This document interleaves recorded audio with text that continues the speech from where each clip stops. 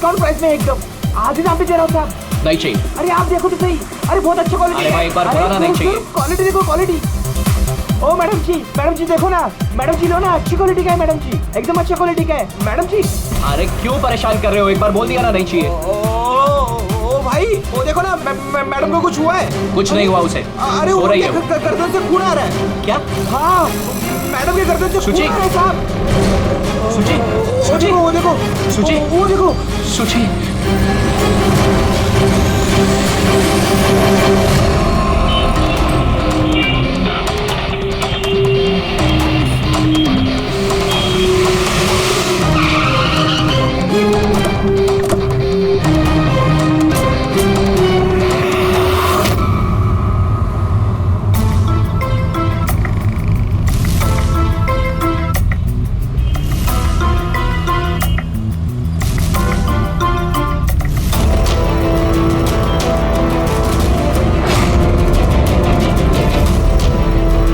काफी खून बह चुका है, लगता है गोली काफी देर पहले चली थी।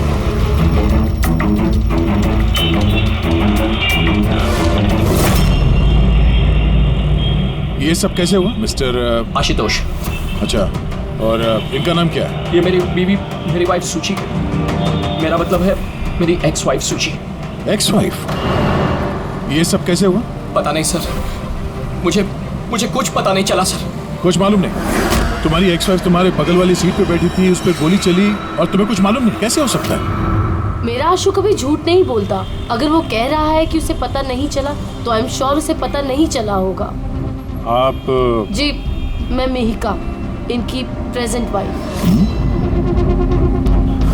मिस्टर आशुतोष, जब सुची को गोली लगी और पिछली सीट का शीशा टूटा तो आवाज तो आई होगी, और आप कह रहे हैं आपको कुछ मालूम नहीं पड़ा? कैसे? दरअसल गाड़ी में म्यूजिक तेज चल रहा था और सुची सो रही थी सर, मुझे कुछ पता नहीं चला। वो बंदा कुछ सामान बेचने आया, उसने जब मुझे बताया तब मुझे पता चला कि सुची। गाड़ी में म्यूजिक चल रहा था और सुची सो रही थी। कमाल है, अक्सर लोगों की नींद जरा से आहट से खुल जाती है और इतने लाउड म्यूजिक में सुची सो रही थी। सर, आपकी बात से पता चल रहा है कि आप मुझ पर शक कर रहे हैं। सर, मैं ऐसा क्यों करूंगा? सुची और मेरा डिवोर्स जरूर हुआ था, लेकिन हम बहुत अच्छे दोस्त थे, हमारे अच्छे ताल्लुकात थे। अब दिनेश से पूछ लीजिए प्लीज। दिनेश? सर, मैं सुची का भाई आशुतोष सही कह रहे हैं सर। तलाक के बाद भी आशुतोष और सुची में बहुत अच्छे ताल्लुकात थे, कभी कोई मनमुटाव नहीं था।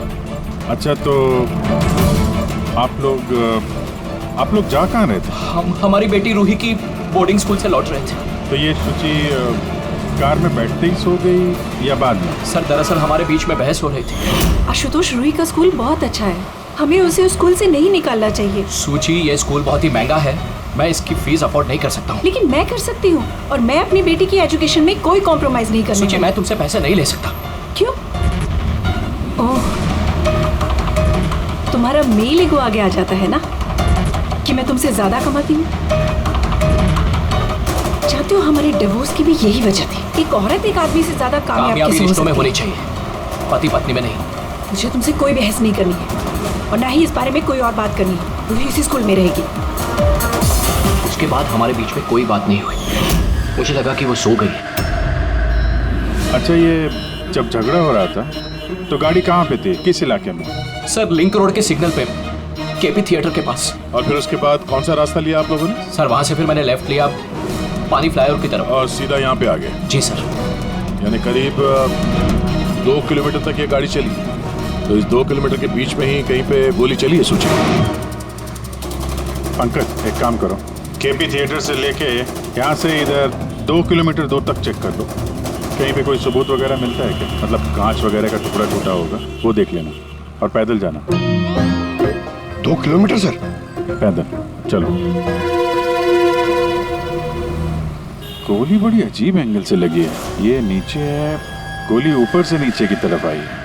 मतलब गोली चलाने वाले को हाथ ऊपर करना पड़ा होगा फायर करते समय। खुली सड़क पे किसी ने गोली मारी है और किसी ने देखा नहीं। हो सकता है खूनी थोड़ा दूर हो, फिर भी मुश्किल है निशाना लगाना ये चलती गाड़ी पे, और वो भी तब जब खूनी किसी गाड़ी पे हो या बाइक पे। ऐसे निशाना लगाना इतना आसान नहीं है।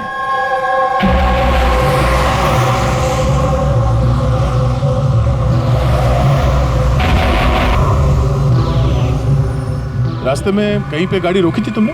सिग्नल पे रोकी थी सर, बस और कहीं नहीं। अगर सिग्नल पे किसी ने गोली चलाई हो या फिर कहीं और से भी गोली चलाई हो तो वो निशाना लगाने के लिए वक्त तो लगेगा। तो किसी ने गोली मारते हुए किसी को देखा कैसे नहीं? हेलो, हाँ सर, ठीक है सर, हम लोग पहुंच रहे हैं। क्या हुआ? एसीपी साहब का फोन था, एक और लाश मिली है कामरे ब्रिज के नीचे।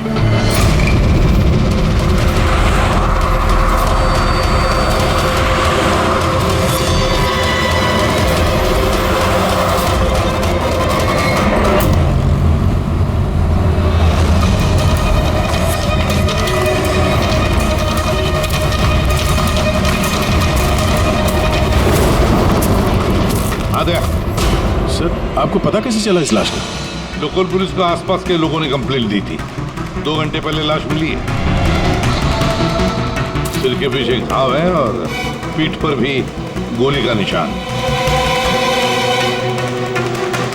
सर, एक बात समझ में नहीं आ रही है, इसे किसी ने यहाँ पे मारा या कहीं और मार के यहाँ पे फेंका है? देखते हैं फिर भी। सर, रोड पर एक लवारिस बाइक भी मिली, मुझे लगता है इसी आदमी की वो बाइक।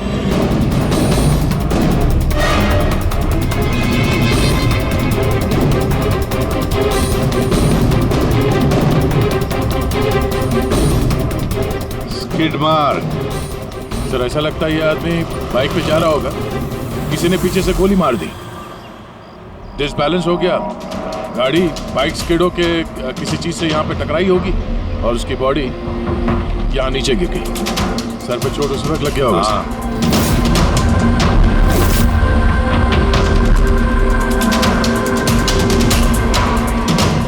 सर, समझ में नहीं आ रहा ये आदमी कौन है, इसका कोई आइडेंटिफिकेशन नहीं है। ये मिसिंग पर्सन ब्यूरो में पूछताछ करूं क्या? फ्रेडी, इतनी जल्दी कोई भी मिसिंग पर्सन ब्यूरो में रिपोर्ट दर्ज नहीं करेगा। काम करो, आरटीओ में जाकर इस बाइक का रजिस्ट्रेशन चेक करो, सारे के सारे डिटेल्स मिल जाएंगे, मालिक कौन है वगैरह। दूसरे केस का क्या हुआ, कुछ पता चला? नहीं सर, बड़ा अजीब केस है, समझ में नहीं आ रहा गोली किसने चलाई और कहाँ से। सर, वो पूरा इलाका देख लिया सर, लेकिन कोई सुराग नहीं मिला। ट्रैफिक पुलिस ने क्या बताया? सर, ट्रैफिक पुलिस वाले, वहाँ के दुकानदार और 2-3 जन और जो खड़े थे उन सबसे पूछा सर, किसी को खून के बारे में कुछ नहीं पता। सर, सूची पे गोली चली कहाँ से? देखते हैं। सर, मैंने कहा ना आपसे, मुझे नहीं पता कि सूची को गोली कब और कैसे लगी। आशुतोष, दिनेश, मेहिका, सूची के सबसे करीब थे ना तुम तीनों भी? नहीं? तो फिर अब बताओ, सूची की मौत से तुम तीनों में से किसका फायदा होने वाला था? क्या मतलब? सर, हम सूची को क्यों मारना चाहेंगे?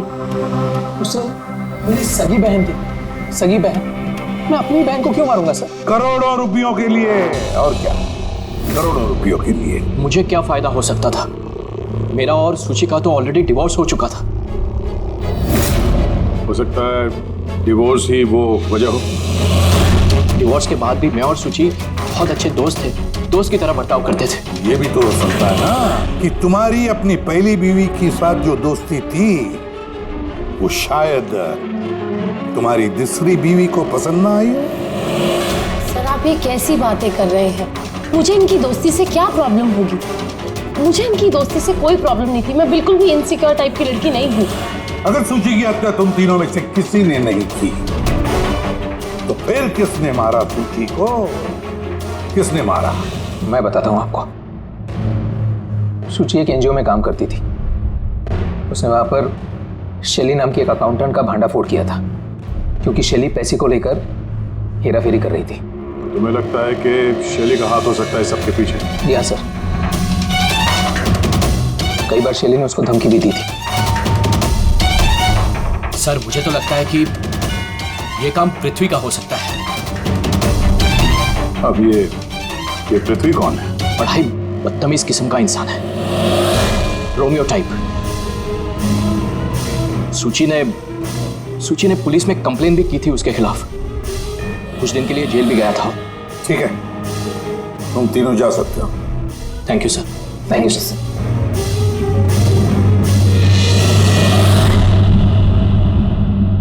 सर, ये तीनों गड़बड़ लग रहे हैं। इन तीनों पर कड़ी नजर रखो। दया, शैली और पृथ्वी दोनों को ब्यूरो बुला लेते हैं। सर आरटीओ से बाइक के मालिक का पता चल गया। सर पृथ्वी और शैली का फोन अनरीचेबल आ रहा है, तो मैंने फ्रेडी से कहा है उनकी मोबाइल फोन को ट्रेस करने के लिए। ये तो हमारा डिलीवरी बॉय विवेक है। सर हमारी बाइक ज्यादातर यही चलाता था। सर इससे किसने मार दिया? वही पता करने की कोशिश कर रहे हैं। अच्छा, इस विवेक की किसी के साथ कोई दुश्मनी थी क्या? नहीं सर, ये तो बहुत ही सीधा साधा शरीफ लड़का था। कब से काम कर रहा था वो यहाँ पे? पिछले 1 महीने से। राजस्थान से आया था। सर बहुत मेहनती था। सर ये तो यहाँ शहर में किसी को जानता भी नहीं था। ये कहाँ जा रहा था डिलीवरी करने? कहीं नहीं सर। सर छुट्टी थी आज उसकी, इसलिए मेरी बाइक लेकर घूमने के लिए गया था। अच्छा, उसका घर का एड्रेस दे सकते हैं जरा? सर उसका घर का एड्रेस नहीं है, वो यहीं शॉप में सोता था। उसका सामान वगैरह कुछ? सर ये उसका एक बक्सा है। ये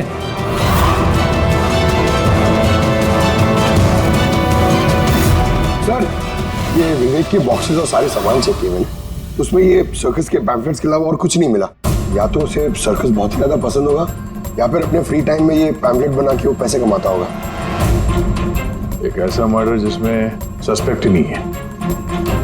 आखिर से विवेक जैसे गरीब आदमी को मार के किसी को क्या फायदा हो सकता है? यही तो फिर ये सूची का दूसरा मर्डर, जिसमें कई लोगों पर हमें शक है, उनमें से कोई भी गाड़ी के पास जाकर के गोली चला सकता था सूची पर? नहीं बस, आई एम सॉरी बट मैं तुम्हारी बात से सहमत नहीं हूँ। कौन सी बात से? यही कि किसी ने इसे पास से गोली मारी। क्या मतलब? सब मतलब ये। यार ये तो राइफल की गोली है। हाँ सर, और ये गोली सूची के गले पर यहाँ इस तरह फंसी हुई थी। गोली राइफल से चली है तो काफी दूर से चली होगी। हाँ बिल्कुल, दूर से भी और बस ऊंचाई से भी। हाँ मैं बताता हूँ। ये देखो बस 50 डिग्री एंगल से सूची को गोली लगी है। गोली यहाँ से आई, उसने कार की खिड़की का शीशा तोड़ा और उसकी गर्दन में आकर के लगी। ये गोली जिस एंगल से आई है सर, कितनी दूर से चली होगी गोली सर? लगभग 70 फीट की ऊंचाई से। किसी बिल्डिंग से गोली चलाई है, स्नाइपर तैयार बैठा था बिल्डिंग के ऊपर गोली चलाने के लिए। काम करो, जरा इस एरिया का मैप निकालो। तो गोली गाड़ी के बाई तरफ से आई थी, और बाई तरफ तकरीबन बहुत सारे ये बिल्डिंग्स और हाई राइज टावर्स है सर। तो जिस जगह पर दोनों का झगड़ा हुआ, वहां से लेके सूची की लाश जहां पे मिली, उसके बीच में तकरीबन 15 से 20 टावर्स है। इन्हीं में से किसी एक बिल्डिंग से गोली चली होगी।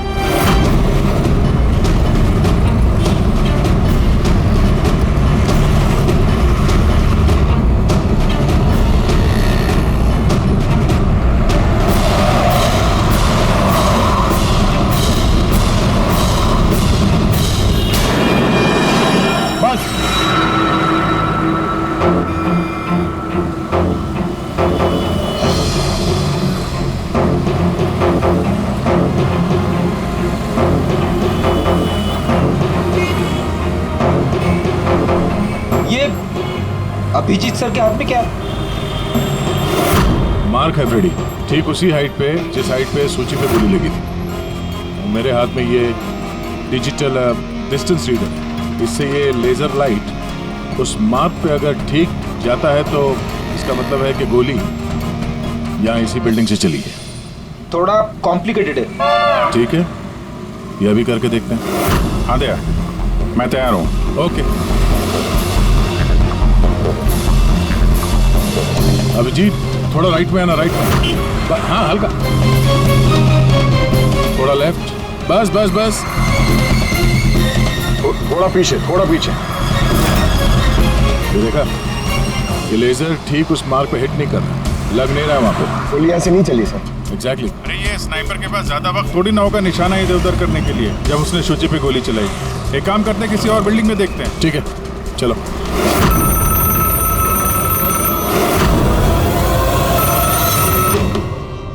हेलो। हाँ हेलो, क्या ये फैंटेसी सर्कस जयपुर राजस्थान का ऑफिस है? जी हाँ, बोलिए। देखिए, मैं मुंबई सीआईडी से एसीपी प्रद्युमन बोल रहा हूँ। क्या आपके यहाँ कोई विवेक काम करता था? हाँ हाँ, जानता हूँ विवेक को, वो इसी सर्कस में काम करता था। क्या हो गया? क्या काम करता था वो, कुछ बता सकते हैं? देखिए साहब, अगर सारा दिन आपसे फोन पे लगा रहोगे ना तो मेरा शो कैंसिल हो जाएगा। मैं आपकी बात अपने मालिक को बोलता हूँ, वो आपको कॉल करेंगे, समझे? हेलो।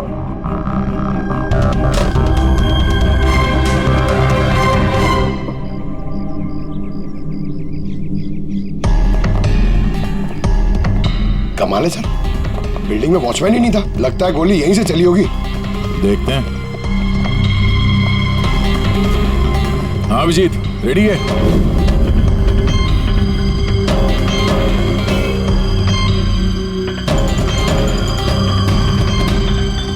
नहीं अभिजीत, यहां से निशाना कुछ ठीक से लग नहीं रहा। थोड़ा राइट में आना, राइट में, और थोड़ा। हाँ परफेक्ट परफेक्ट, यहां पे लग गया निशाना। इसका मतलब शुचि यहां पे थी जब उसको गोली लगी।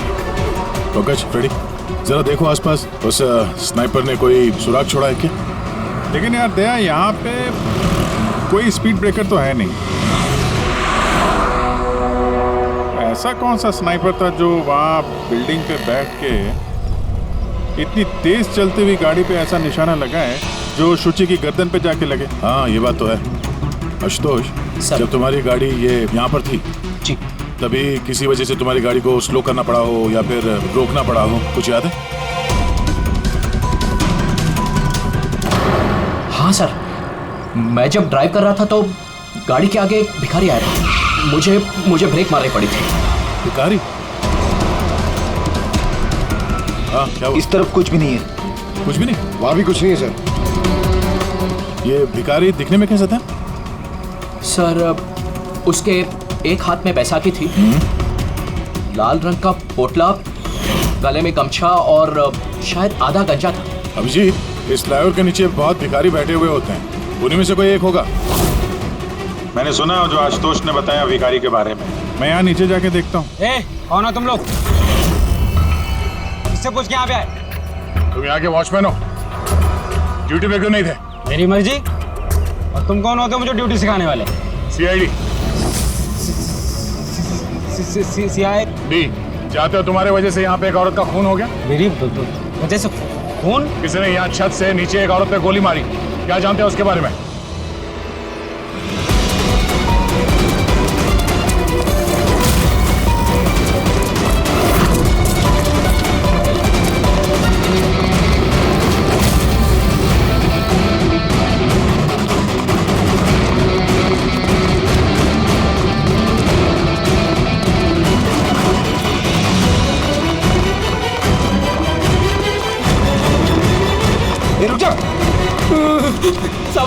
मैंने कुछ नहीं किया सब मैंने कुछ नहीं किया सब मुझे छोड़ दो। कुछ नहीं किया तो भागा क्यों? मैं डर गया था साहब। What? क्यों डर गया था? क्या जानता है इस खून के बारे में? साहब, मैंने पैसे लिए थे, लेकिन उसने ये नहीं बताया था कि वो किसी का खून करने वाला है साहब। कौन था वो आदमी? पहले कभी देखा नहीं साहब। उसने बोला कि वो बिल्डिंग के छत पे अपनी गर्लफ्रेंड को प्रपोज करने वाला है साहब। उसने 2 घंटे को 15,000 रुपए दिए थे साहब। मैंने तो इतने 1 महीने में भी नहीं कमाए साहब। उसने हेलमेट पहन रखा था और चश्मा लगाया हुआ था।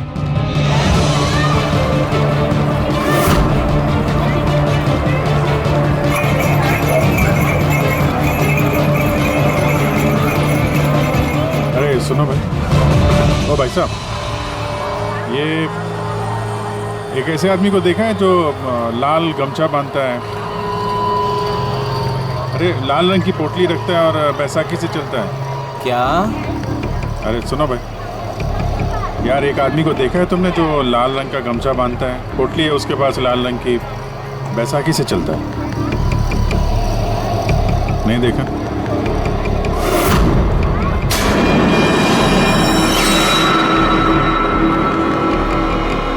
अरे सुनना जरा,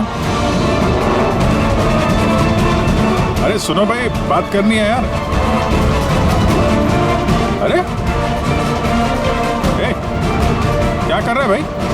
अरे रुको यार,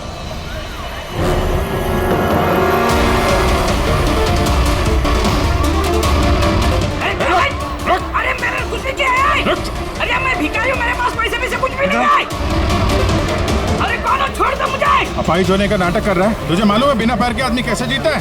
अरे कौन हो तुम? क्या चाहते हो? मेरे पास पैसे भी से नहीं, मैं रास्ते का भिखारी नहीं बन के जीता। तो जानबूझ के उस लाल वाली गाड़ी के नीचे गिरा था ना? कौन सी लाल गाड़ी? मैं किसी गाड़ी के आगे नहीं आया। साहब क्या दादागिरी है, आप इसे छोड़ दीजिए वरना ठीक नहीं होगा, मैं बता देता हूँ। सीआईडी से हूँ मैं। किधर जरा शराफत से बता दे, वरना मैं अपने पे आ गया तो बहुत भारी पड़ेगा। नहीं साहब, आप पक्का सीआईडी से तो बताता हूँ। वो एक आदमी ने मुझे पैसा दिया था ये सब करने के लिए, और उसने कहा था कि जैसे ही लाल गाड़ी आती है तुम उसके आगे गिर जाना, तो मैं गिर गया साहब। तुझे पता कैसे चला कि लाल गाड़ी कब आएगी? वो छत पे एक आदमी खड़ा रह के इशारा करने वाला था, जैसे उसने इशारा करना मैं गाड़ी के आगे गिरना, ऐसा हमारा प्लान था साहब। तुझे मालूम है एक औरत का खून हो गया तेरे इस प्लान के चक्कर में? साहब मुझे माफ कर दो, मैं रास्ते का भिखारी हूँ, देखो मेरी हालत कैसी है साहब, मुझे छोड़ दो। चल ये बता, वो आदमी कैसा था दिखने में? नहीं वो साहब मोटरसाइकिल पे आया था, हेलमेट पहने हुआ था, तो चेहरा दिखाई नहीं दिया। अरे यार कुछ तो देखा होगा, कुछ सुना होगा तूने? उसका फोन आया था, सामने वाले ने कहा था कि जल्दी जल्दी मिलने आओ, तो हाँ, तो उसने कहा था कि मैं पहुँचता हूँ। कहाँ पहुँचने का बोला था, कुछ याद है? कुछ सुना तूने? हाँ याद आया, भांडुप मिल। हाँ भांडुप मिल। अच्छा ठीक है वापस आ जाओ, मैं सर को इन्फॉर्म करता हूँ। Okay sir. हाँ अभिजीत भांडुप मिल से वापस आ रहा है। उसका कहना है कि मिल एकदम सुनसान पड़ा है, कोई सुराग हाथ नहीं लगा उसके। खूनी तो वहीं पे भाग कर गया होगा, हो सकता है अभिजीत पहुंचने से पहले वहां से गायब हो गया। पंकज, सर पंकज एक काम करो, जिस वक्त सूची को गोली लगी थी उस वक्त उस एरिया में कितने मोबाइल फोन एक्टिव थे पता लगाओ, स्नाइपर का फोन उसी में से एक हो सकता है। चल हाँ। पंकज ये भी देखना कि उनमें से कितने लोग भांडुप मिल गए थे।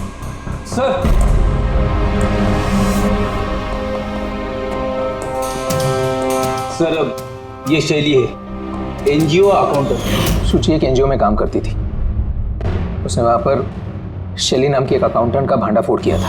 और ये पृथ्वी है जिनके खिलाफ सूची ने रिपोर्ट लिखवाई थी। सूची ने पुलिस में कंप्लेन भी की थी उसके खिलाफ, कुछ दिन के लिए जेल भी गया था। आपने सोच भी कैसे लिया कि सूची के खून में मेरा हाथ हो सकता है? हाँ सर, मैंने भी ऐसा कुछ नहीं किया, मैंने किसी का मर्डर नहीं किया सर। शैली तुम्हारी नौकरी चली गई थी सूची के वजह से, और उसके बाद से तुम्हें अभी तक कोई नौकरी मिली नहीं। उधार के पैसे ले लेके घर का खर्चा चला रही हो तुम, हाँ? और पृथ्वी, एक हफ्ते तक तुम्हें जेल में रहना पड़ा, अपने मोहल्ले में काफी बदनामी हुई तुम्हारी, क्यों? तो क्या हुआ? अगर मुझे बदनामी का इतना डर होता तो मैं अपना घर बदल लेता, मर्डर थोड़ी ना करूंगा मैं किसी का। एंड सर ऐसा नहीं है कि मुझे कोई जॉब नहीं मिल रही है, इट्स जस्ट लाइक कि मुझे मेरे लायक कोई जॉब नहीं मिल रही है, इस वजह से मैं कहीं ज्वाइन नहीं कर रही हूँ। आपको आशुतोष और उसकी नई पत्नी मिहिका से पूछताछ करनी चाहिए। वो आपस में खुश नहीं है लेकिन दिखावा करते हैं। आशुतोष तो सूची के पास वापस जाना चाहता है, शायद मिहिका ने इसीलिए। एंड सर सूची की ना उसके भाई दिनेश से भी नहीं बनती थी, हमेशा ना फोन पे उससे झगड़ती ही रहती थी। अच्छा, और किस बात को लेके होता था ये झगड़ा इन दोनों भाई बहन के बीच? एक्चुअली सर दिनेश ने आशुतोष को धमकी दी थी कि सूची से दूर रहे, शायद सूची को यही अच्छा नहीं लगा होगा। इन एक बार सूची ने मुझे ये भी बताया था कि मिहिका जलती है उसकी और आशुतोष की दोस्ती से। 100% इन्हीं में से किसी एक ने उसका मर्डर किया। हाँ सर। अच्छा ठीक है, जा सकते हो तुम दोनों, लेकिन एक बात अच्छी तरह से याद रखना, जब तक इन्वेस्टिगेशन पूरा नहीं होता ये शहर छोड़कर तुम कहीं नहीं जाओगे। इस केस में किसी की बातों का भरोसा नहीं हो रहा सर, ऐसा लगता है कि सब के सब झूठ ही बोल रहे हैं। हाँ, पर दया जो भी है उसने बड़ी लंबी प्लानिंग की है। पहले भिखारी को पैसे दिए, फिर वॉचमैन को हायर किया, फिर स्नाइपर को हायर किया, तो सही वक्त मिलते ही सूची को उड़ा दिया। सर, हाँ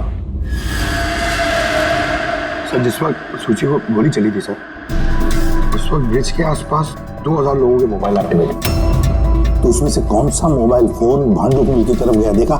एक फोन गया था सर उस तरफ, लेकिन वो प्राइवेट नंबर है तो वो ट्रैक नहीं हो पाया। और क्या बता सकते हो इस नंबर के बारे में? यही सर कि वो मिल तक गया लेकिन रुका नहीं, वो सीधे चला गया कामरी ब्रिज की तरफ और फिर वहां से सिग्नल चला गया सर। कामरी ब्रिज? विवेक की लाश भी तो हमें उसी ब्रिज के लिए मिली थी। ये कोई कॉन्सिडेंस तो नहीं हो सकता? राजस्थान में फोन कर दे विवेक के गांव, पुलिस वालों को क्या इंफॉर्मेशन मिले उसके बारे में देखते हैं। ये विवेक भी तो खूनी हो सकता है। किसी ने विवेक का खून कर दिया, एक खूनी का खून। कुछ भी हो सकता है फ्रेडी, इस केस में कुछ भी हो सकता है।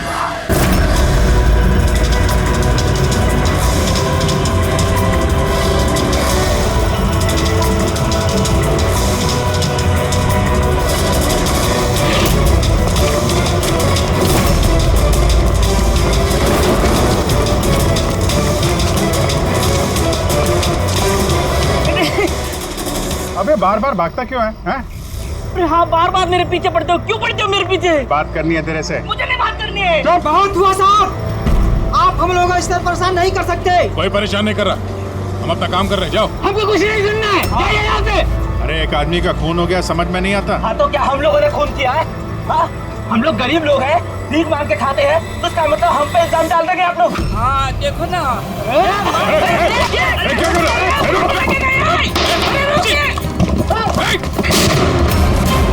अभिजीत, तुम ठीक हो? थोड़ा सा। ओह नो, पत्थर लग गया है। क्या किया तुम लोगों ने? हाँ? ये देख, याद इसने पैसे दिए थे तुम्हें? इसका भी खून हो गया? हाँ मर गया ये, ध्यान से देख। क्या ये वही आदमी है जिसने तुझे बोला था कार के आगे गिरने के लिए? जरा जूम करो।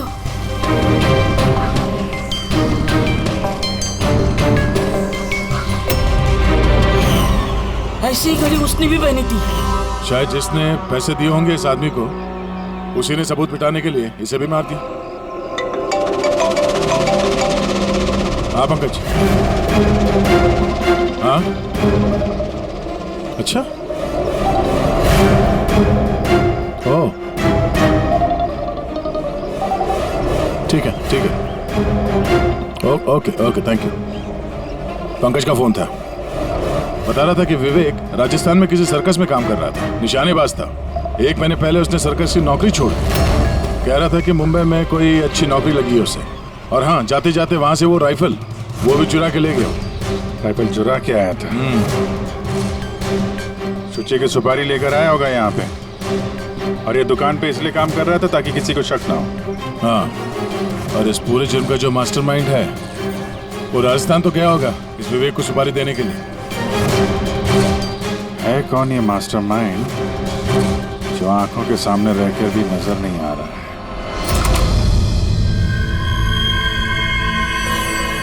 अरे मिस्टर आशु।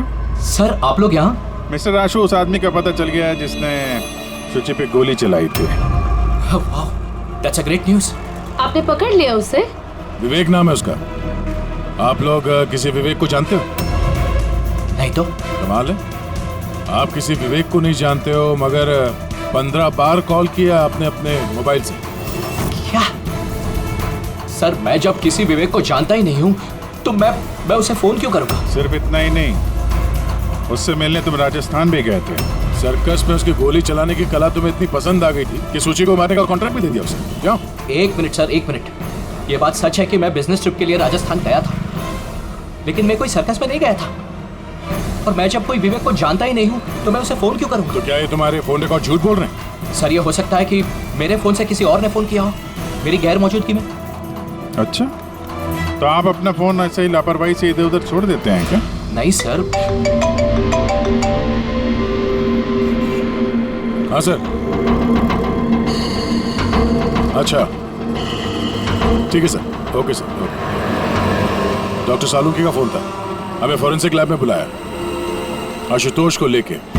बस सूची यहाँ बैठी हुई थी इस सीट में, और ये इस सीट का हिस्सा है जो पीछे की तरफ, और ये है वो लीवर जिससे सीट आगे पीछे होती है, और इस लीवर को जाम कर दिया गया है।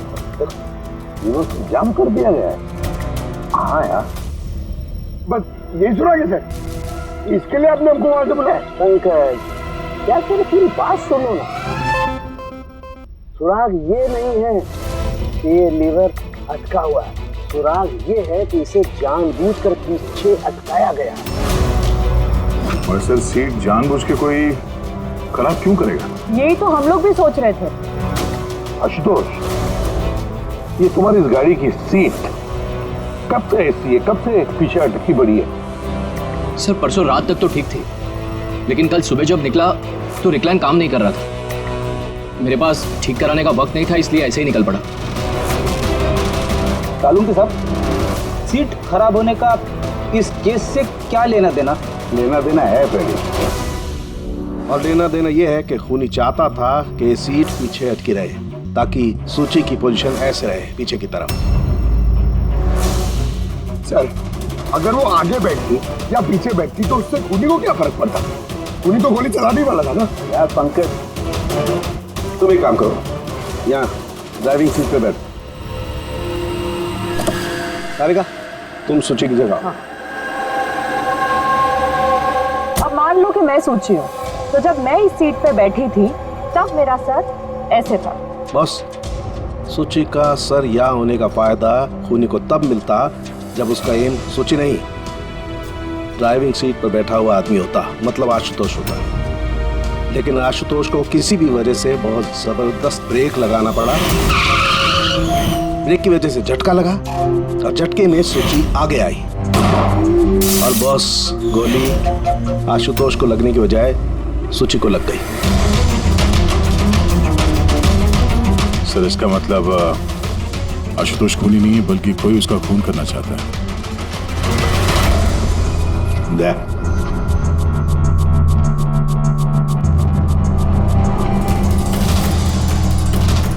आशुतोष जी सर। सर एक बात बताओ, तुम्हारा कोई दुश्मन है? कोई ऐसा दुश्मन जो तुम्हारी जान लेना चाहता है? याद करके बताओ, सोचो।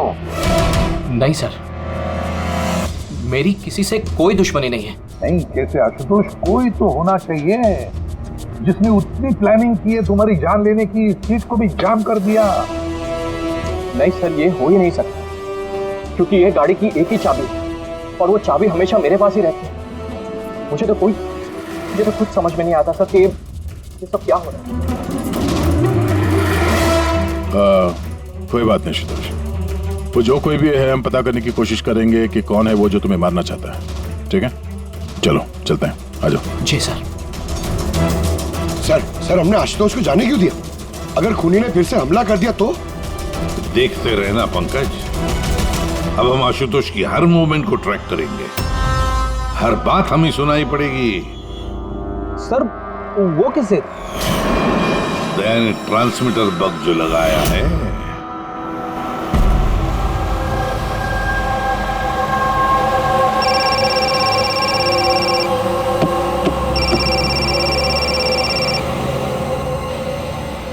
हेलो,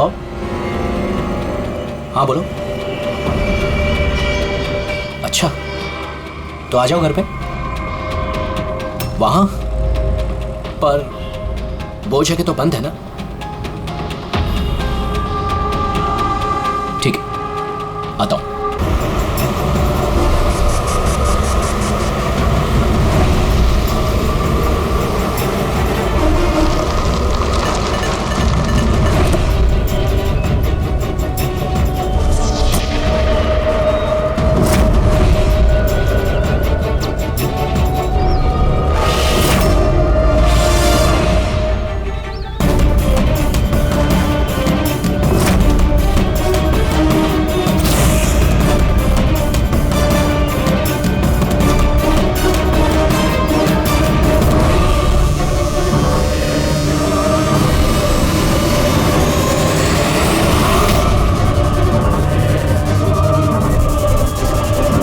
क्या कर रहे हो? गन? माय गॉड, गोलियों की आवाज है। जल्दी चलो, कहीं और एक खून न हो जाए। सब बस पहुंच ही रहे हैं हम लोग। सर, हाँ, हमारा ये वाला जो सस्पेक्ट है सर, अभी अभी खबर आई कि ये भी राजस्थान गया था आशुतोष का पीछा करते करते। ये तो आशुतोष के बिल्कुल करीब था।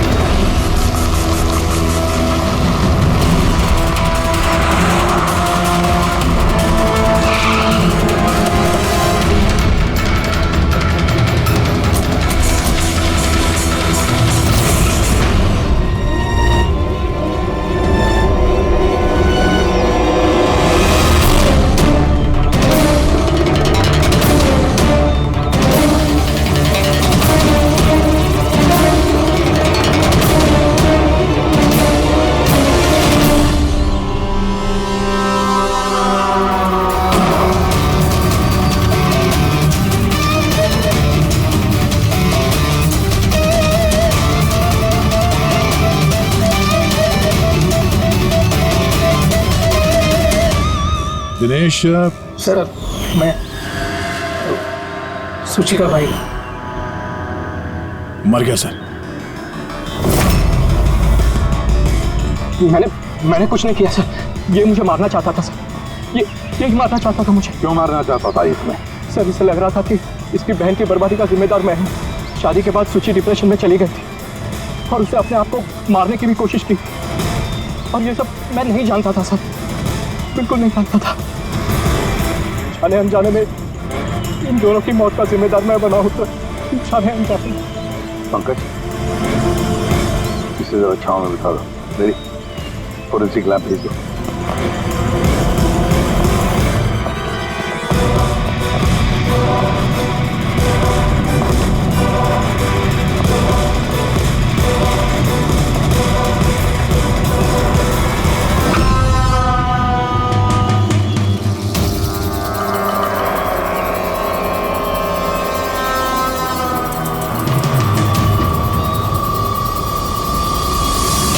कहानी में नया ट्विस्ट। आशुतोष,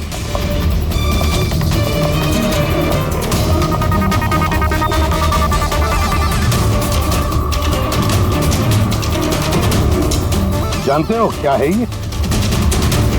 नहीं सर, मुझे नहीं पता। नहीं पता?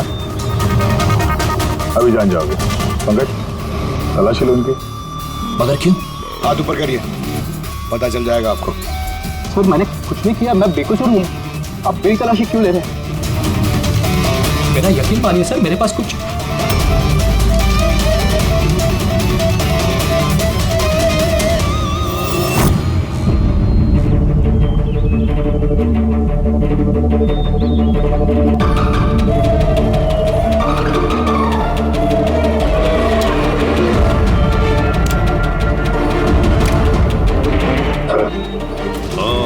Rubber bullets.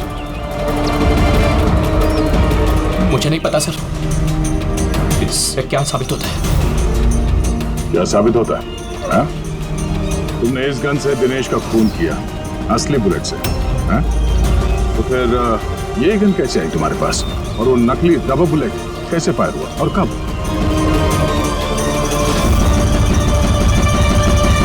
सब प्लान मैंने किया था sir. A to Z plan मेरा था। सुची की मौत, दिनेश की मौत,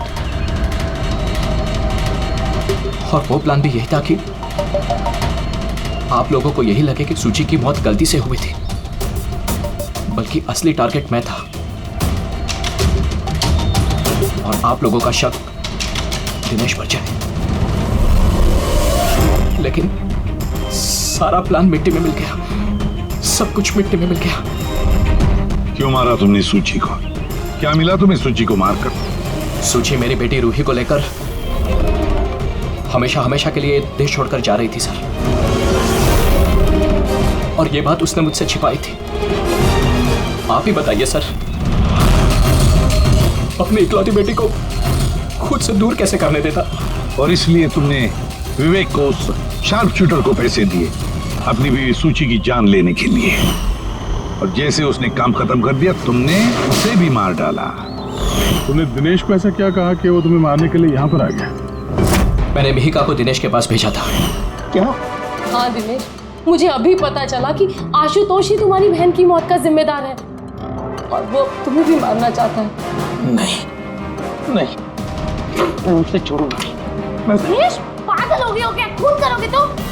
उसने मेरी बहन को मारा, मेरी बहन को। एक पत्नी को मेरी बहन को मारते हुए उसे कुछ नहीं लगा। नहीं, कुछ भी हो जाए मैं उसे छोड़ नहीं सकता, मैं उसे नहीं छोड़ सकता। मेरी बात तो सुनो। और मौका मिलते ही उसकी गन बदल दी। जो गोलियां दिनेश तुम पर चला रहा था वो नकली थी? हाँ, लड़ाई के दौरान मैंने गन बदल दी थी ताकि आप लोगों को लगे कि आत्मरक्षा के लिए मैंने दिनेश को मारा है और आप लोगों के सामने मैं बेगुनाह दिखूं।